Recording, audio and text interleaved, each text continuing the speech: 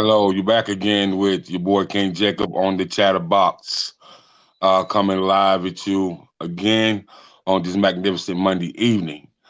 And I do have a special guest, Miss Tisha Kardash, and we'll be talking about a story that made headlines, breaking news all over the country. The reason I know it was all over the country because I had people in Philly and Jersey and New York and people in Texas asking me about it because it was popping up on everybody's timeline, and I had some of my colleagues in those areas asking me about it. So we're going to get into the story. So first, I'll let her formally, introduce herself so you can get familiar with who she is. Hey everybody, I'm Otisha Kardash. I'm a 44-year-old mother of six children. I have four girls and two boys, and two of my daughters, on November the 15th, were involved in a criminal domestic violence dispute, which resulted in both of them being murdered. Okay, so we all seen those reports on the news, on the headlines, and um, it was all over across news. It was in the news in Augusta, the news, Greenville. Also, it also made Atlanta news as well. Like I said, I had cousins in D.C. and colleagues in New York and Philadelphia asking me about it. So um, let's get into the story. And I want to ask this question.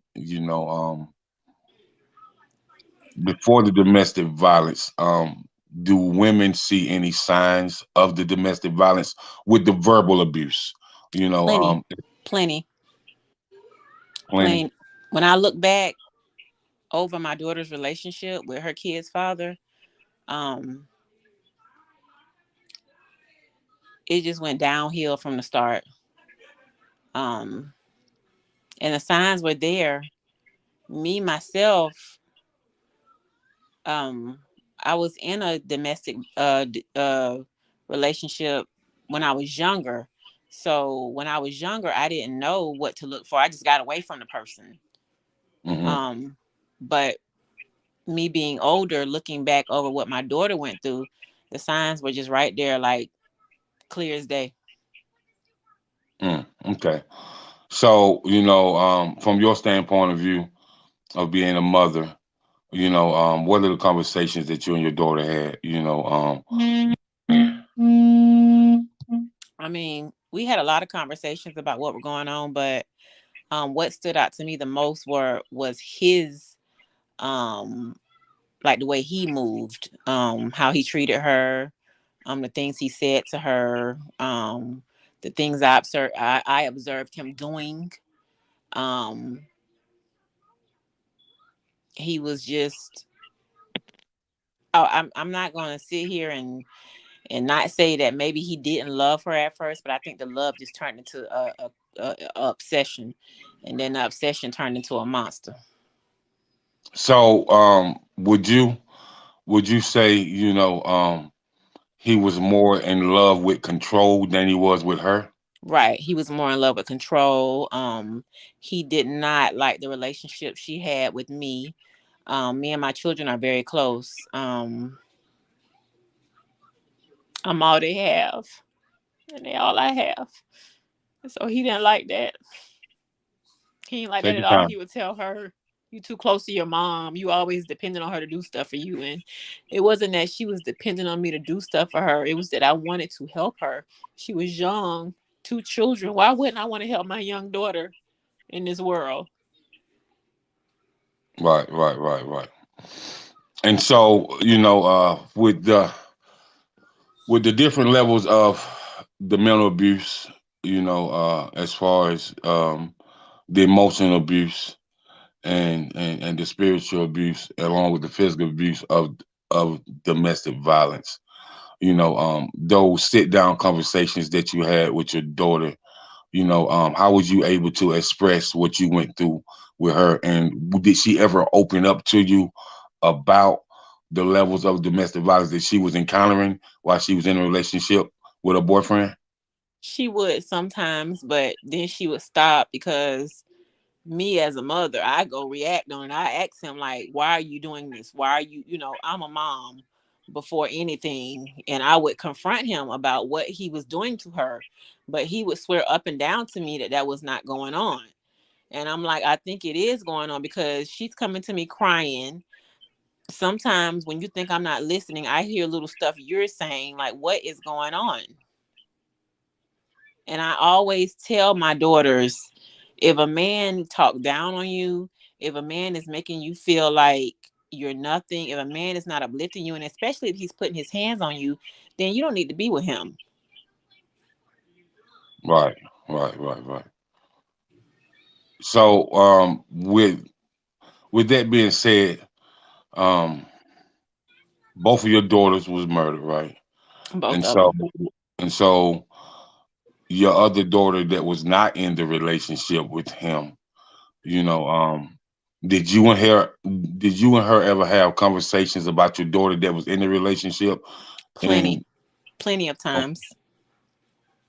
so what was those conversations like for you guys? Because that's a sister, you a mother, so I know it had to be some type of emotional roller coaster for y'all. Take your time, sweetheart. Take your time. It was. Um, Jasmine would call Jamie. She would cry to her before she cried to me because she know what I was gonna do. She would call Jamie. She would tell her what Tyrone was around there doing because they were neighbors. They lived in the same apartment complex. Hmm. And she asked her to come pick her and the kids up. And she would cry to Jamie and tell her she was tired of him and she needed to get away from him. And Jamie would always go. That was her sister. She always go. Like, Jamie was my third born, but she was like the mama cat of my family. She was a little petite, pretty girl, but she was so strong. Like she had the strength of an ox. Like she was so strong. And a couple days before they got murdered, she kept telling me, she was like, "Ma, I'm so tired of Tyrone. He's draining the life out of Jasmine. She can't do nothing. She don't want to get dressed. She don't want to do her hair. She don't want to do nothing." And Jamie So, was tired of it. mhm, She would always say how tired of it she was. mhm. So he had mentally and emotionally into pieces.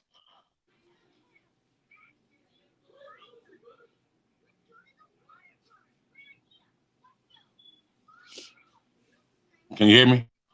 I can barely hear you. I said so. He had mentally and emotionally broke her into pieces. Correct. He did. He did. Jasmine was like beautiful. Like she always been a beautiful girl. She had recently gained a little bit of weight, but it looked wonderful on her. When she started gaining it, I was like, "You so pretty. Your weight looked good on you." But him being an abuser would call her fat, just down talker. And she would tell me, and I was like, "Why is he doing it?" I was like, "Jasmine, please get away from him. Like, just please get away from him." And I don't know. I just guess she thought she needed to be with him because of the kids. But I told her, like, I have six of y'all, and I'm not with any of your fathers. You don't have to be with a man because you have a child with them. All right. So the president of Unique Blessings nonprofit organization, Miss Chantel Evans, says, "How long were they together, and did they share the children?" They were together for 5 years, and my daughter had two children, Grayson and Major. Okay, okay. And the children were with the boyfriend. Yes. Hmm. Okay.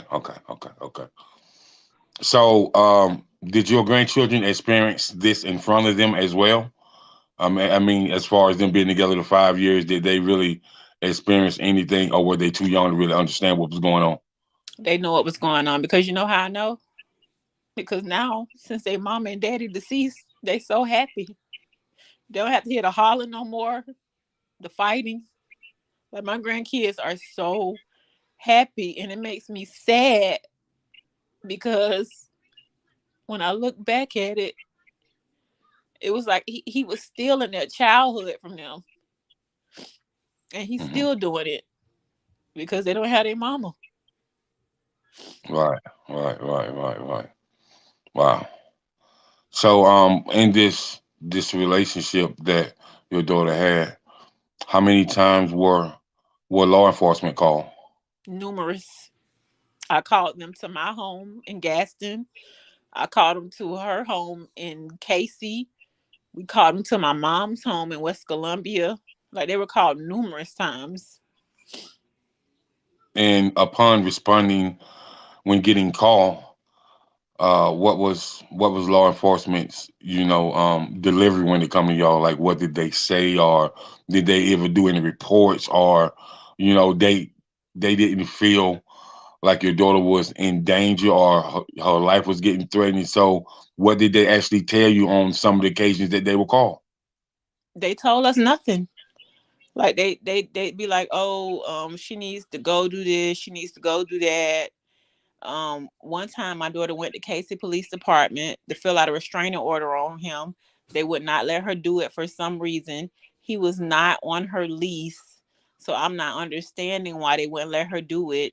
Um, they just kept doing stuff. And then the other day, I called them to her apartment because his mom was trying to get his stuff out of the apartment, and I was telling them that she couldn't because his name's not on the lease.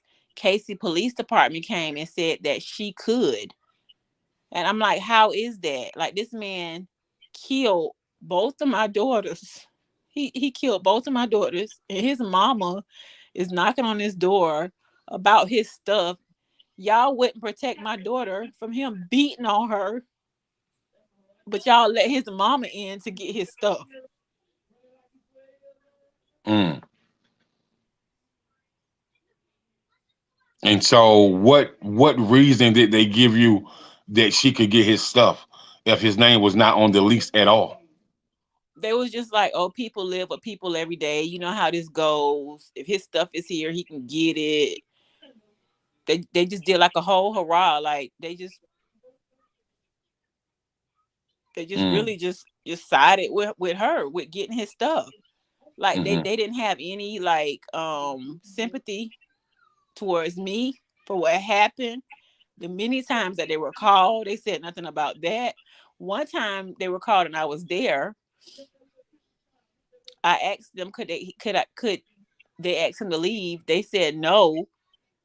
So I had to take Jasmine with me to my house. Like she had to leave her own house. This man was not even on the lease.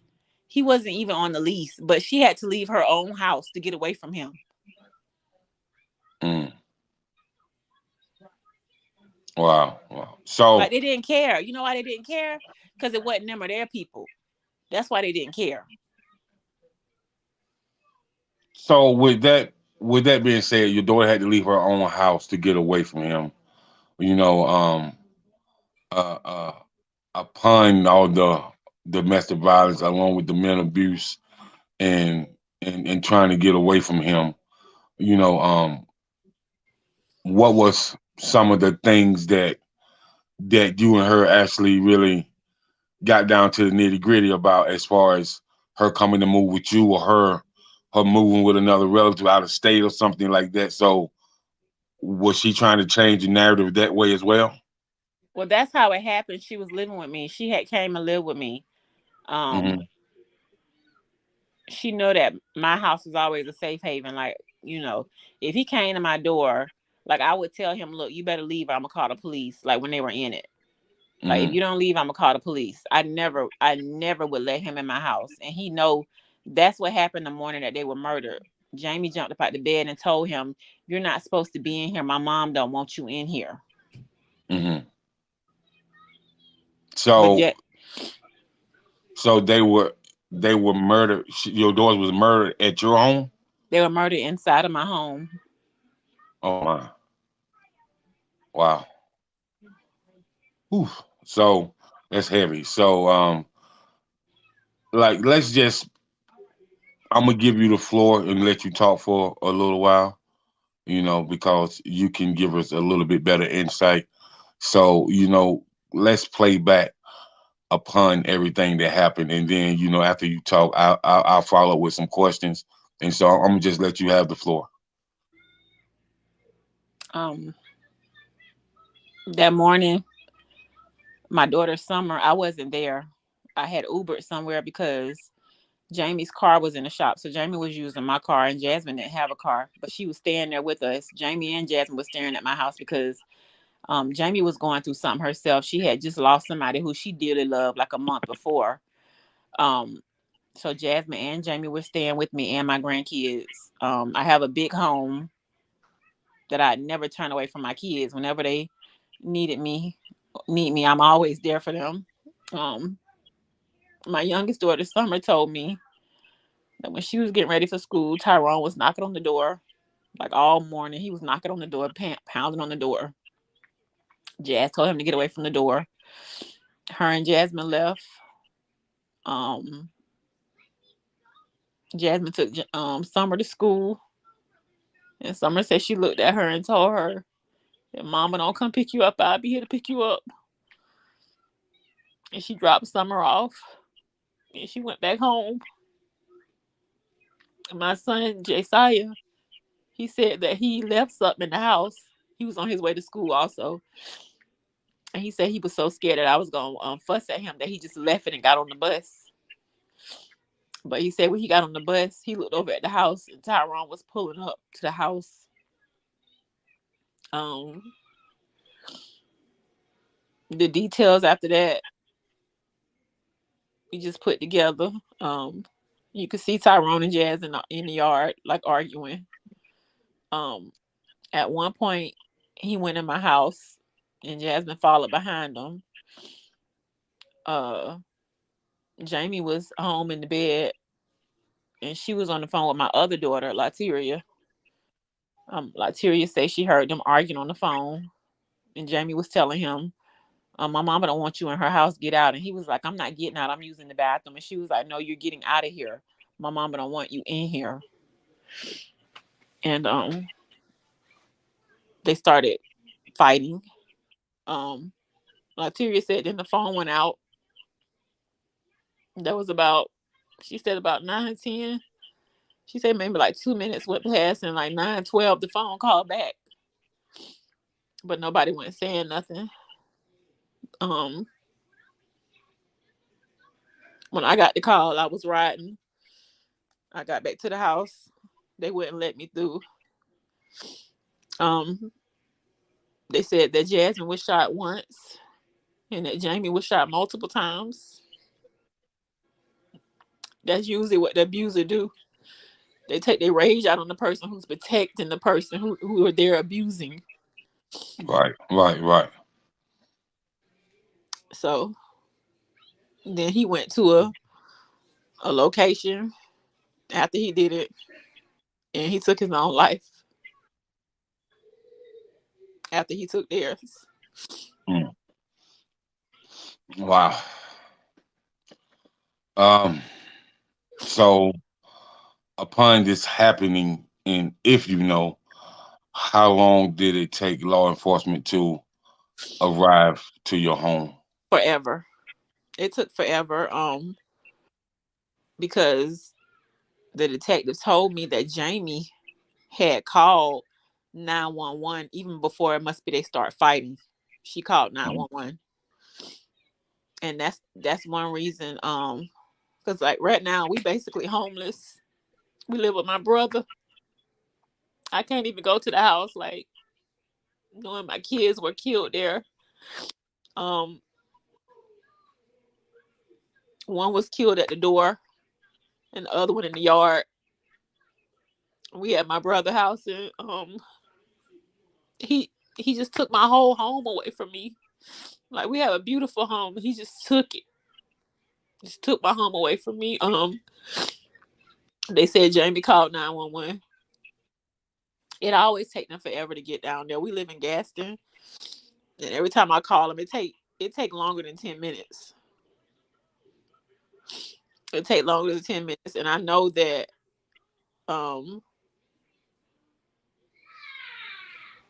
they called the ambulance, but by the time the ambulance got there, Jazz only got shot one time, but she bled out. And I know Mm, why she bled out, because it was taking them so long to get there. mm. It was taking them so long to get there. I can't ever go back home. Right now, I'm looking for some place to go. My brother said we ain't never got to leave, but I got my grandkids now, and I got two other kids that live with me also. So it's just hard. So, upon this happening, um, and knowing that you have had, you know, you had the police come out there several times, right? And Several. they didn't let you file a restraint. They didn't let your baby file a restraining order against her boyfriend at all. Right. So, with that being said, isn't that something that can be done about that, or what is the process of that right now? Because really, we can look at it, because she couldn't file that restraining order. Your baby's no longer here. You know what I Exactly. mean? I just And feel like I just feel like law enforcement failed me in so many ways. Like they should have been locked Tyrone up and throw away the key. He was a monster. He got a long criminal record. He got CDV already on his record from my daughter. Like they knew he was a monster and they did nothing about it. They did nothing about it. They just let the monster run free. wow, wow, um, man, it's heavy. So with that being said, this is going on. This is what, the third week, the fourth week since it happened. Yeah, it's been a month. It's been a month.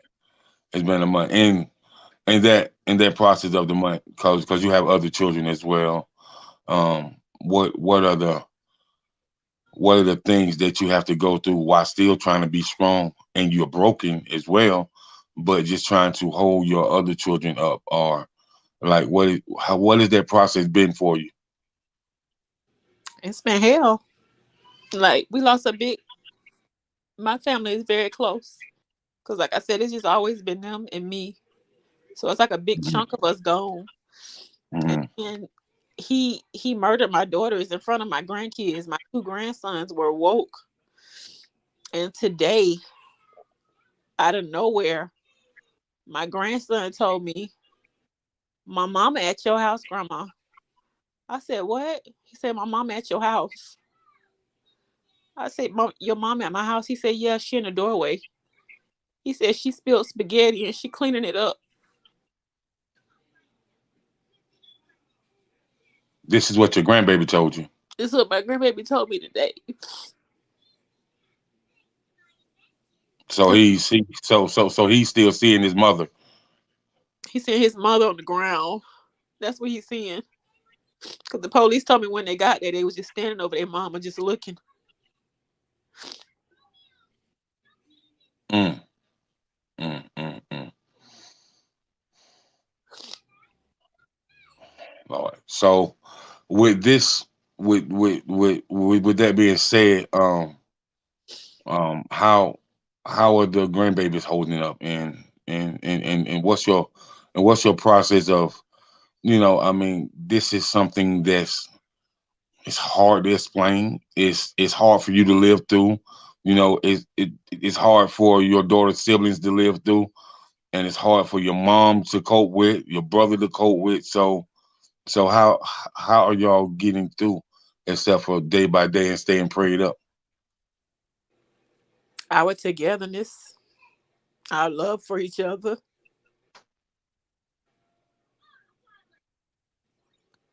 the outpour of praying that other people have for us. Hmm. I mean, it's like surreal. I just, Every day I wake up, I just trying to piece everything back together. And my grandkids, they wake up at night, they're whining in the middle of the night, they want their mama. And I just never thought I'd see the day where I have to explain to my grandkids that their mama's not here. Mm. But the schools uplift us. They reached out to us to support us, the churches, everybody. Like the city in a whole has just shown me so much love Mm. that they're here and they have my back, you know. Right, right, right, right, right, right, right, right. So, upon you, having to, because I'm a firm believer that no parent should have to bury their children, and so upon you having to see your kids, your daughters go away, and trying to move forward with your life when it's still so fresh, are you and your other children and your mom and your brother and them, are you guys, seeking counseling as well to try to help y'all get through? We are. I was talking to my son about that earlier because one of my sons is really emotional, but the other one holds stuff in, and I just told him that we just gonna go to counseling as a whole family. I'm seeking Hmm. a counselor who does family counseling, like in the whole, because I don't want to have to take certain people on different days. I want us to go as a whole because we're a family and we going through the same thing. Hmm. Right, right, okay, okay. So, when would that start for you? Or you guys haven't really got around to setting up the date yet? We're trying to figure it out now. I've reached out to a couple of people.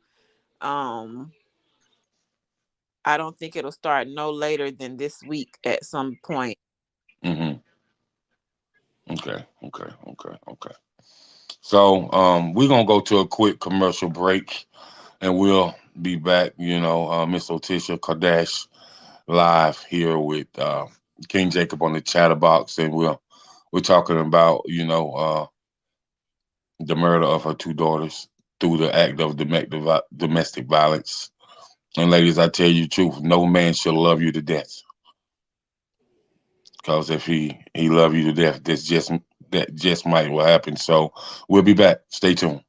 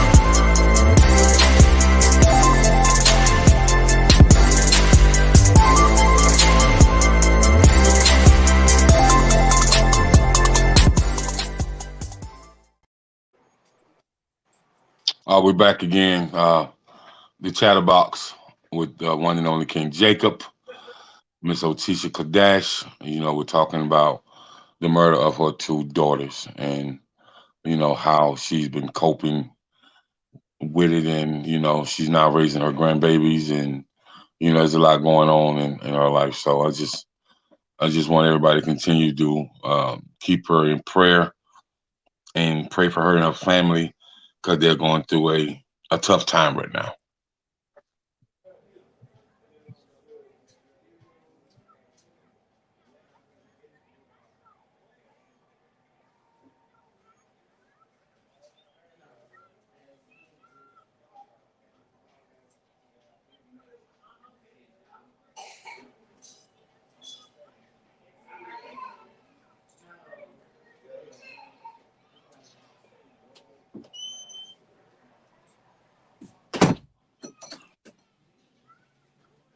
Miss Kardash, are you there? I'm here. I had to go check on my Oh, grandkids. okay, not a problem, not a problem. That's what you're supposed to do. So, we're to the second half of the show, and I just want to ask you, upon you starting your healing process, you know, how has that been for you, or how are you managing to get any? How are you managing to get any sleep, or is there no sleep, or or can you hold anything down, or you just drinking water every day? I'm definitely not sleeping. I just sit up all night looking at TV and looking at my grandkids. Mm-hmm. I just really started back eating. And the only reason I started eating was because I felt really weak. And every time I stood up, just felt like I was about to fall over. So I knew I needed to eat. Mm-hmm. Um, I'm just filled with like a lot of anger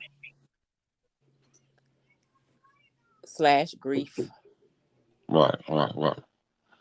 Now there's something that I talk to a lot of people about, they lose loved ones. A lot of them don't lose loved ones in the way that you have lost your daughters, but they do lose loved ones as well. So and this is why counseling is so important when you lose a loved one. If the audience, if you're listening and we're live with Miss Otisha Kardash, so and she's battling something right now. So we do have something that's called grieving depression. And with the levels of grieving depression, it can hit you in so many different ways. It can run your blood pressure up. It can make your sugar drop. It can have you mentally disbarred. Where you really um, don't want to be around people. You can't engage with people, and some days you don't know whether you're coming or going. So, um, has that grieving depression, I can understand that it has set in, and so is that something that you guys will talk about when going to counseling, grieving depression? It is. Before my daughters were murdered, I already had a slight case of anxiety. I already had that. Um, but since this has happened, like it turned into like I don't know what it is. I can't even explain it. Like it's like anxiety mixed with depression, mixed with like double the amount. Because I'm not only mourning the loss of one of my daughters, like it's two, like two of them, like they went together. So Hmm. it's just like extra hard on me. And when people tell me, "Oh, I feel what you're going through. I lost a child," like I look at them like, "No, you don't," because I lost two. You don't feel what I feel. But two of mine gone. Mm. I Wow. sympathize with them on losing a child, but like this, like double, and I keep questioning myself. And I know you're not supposed to, but what did I do to deserve this Right, right, right. double? And mm. and then to lose two daughters in the way that you lost them in, when it wasn't from natural cause, when somebody took their life, it's a different type of hurt. So, and I sympathize with you and I empathize with you as well. So, the empathy that I have for you runs really deep. And I really want you to try to stay encouraged and stay strong. You know, um, you know, I know you're broken, but being broken and going through that healing process is is is a different level of strength that God will give you. Yes, it God was will give you God will give you this strength to really really carry on. And so just let it out. If you, like I told you before we got on the show, if you need to cry, cry, sweetheart. You know what I mean? Is nothing. We don't need you to hold that anger and the anxiety inside because it's not healthy for you. right. And so upon that, when you actually had to tell your brother and your mom, you know, cause things hit grandmothers different as well. And so upon you having to tell your mom this, um, how how was that for you getting the strength to even tell her, and then having the same strength to hold her up? You know what I mean? Once you told her. Um, I don't even know. Like that day is so fuzzy. Like I don't Mm. even know. I remember I called my mama, and as soon as I called her, she appeared. But my mama is a minister. My mama is a minister, so she came with God on her backside. She came with him. Mm. She came with him, and my mama, like, she done been here with me from day one. She in there watching the kids while I'm doing this. She bathing for me. She clean up for me. She just done been here since the moment it happened. She's always here for me, but the other day she told me, she was like, "You gotta pray. God just taking you through the jungle. It's a light at the end." And she said that I can see it all in your face. Like she's like, "But everything gonna be all right, Tisha. Everything gonna be all right. So you might not see it right now. You won't see none of it right now, but it's gonna be okay." She was like, She "Because this absolutely right. this wasn't of God. This was of the devil." You're right. You're right. You're right. And so, with that being said, with your mama having that spiritual covering over you, you definitely gonna be all right. Cause trust and believe you mean when you can't able to talk to God, she's talking to God for you. She is. She And, always and stands in the gap for me. mhm. Always. Right. Take your time, sweetheart. Take your time.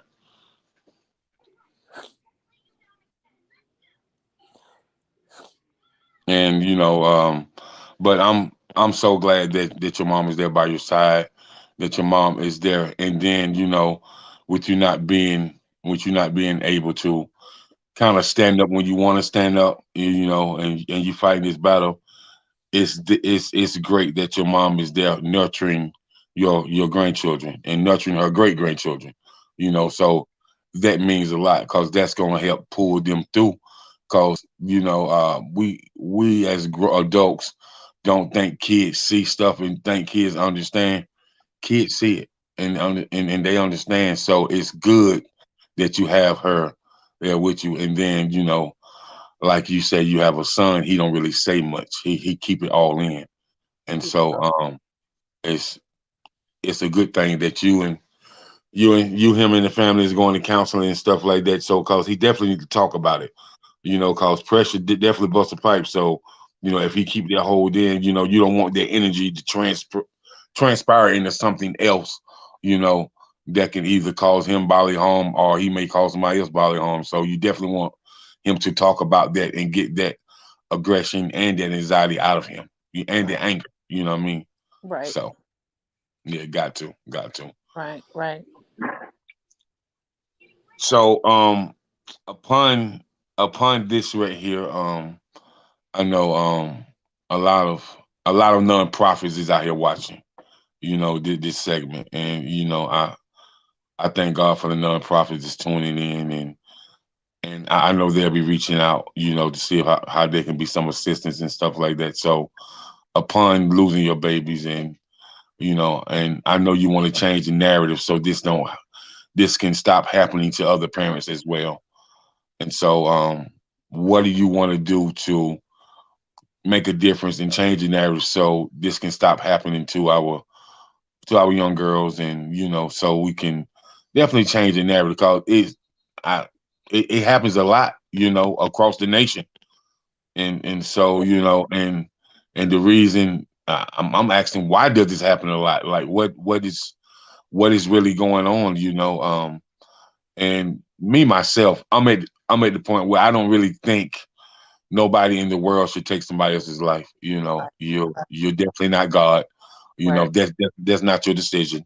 And so we definitely got to change the narrative. So what on the positive side, as you transition, going through the healing stages, after the healing, what are some things that you want to do within the community to change the narrative?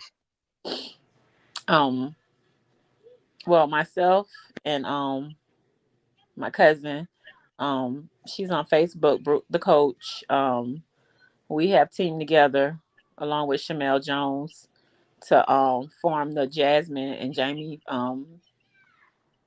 organization for criminal domestic violence, and it's geared towards young girls, young guys, men, women who are in domestic violence relationships who don't want to face it, don't know it, or just don't know the signs. We're setting up a hotline um, to help with the movement. My inbox is just flooded with people. One story that stood out to me was a lady texted me yesterday, and she her daughter watching my live, and she was just in my inbox. She was like, "I want to tell you I love you, and I thank God for you. Your live saved my daughter's life." Because my daughter was sitting here saying, "I'm going through the same thing, and I'm not putting up with this no more. He gonna kill me. I'm gonna leave him." Because she said I Mm, saved her daughter's life.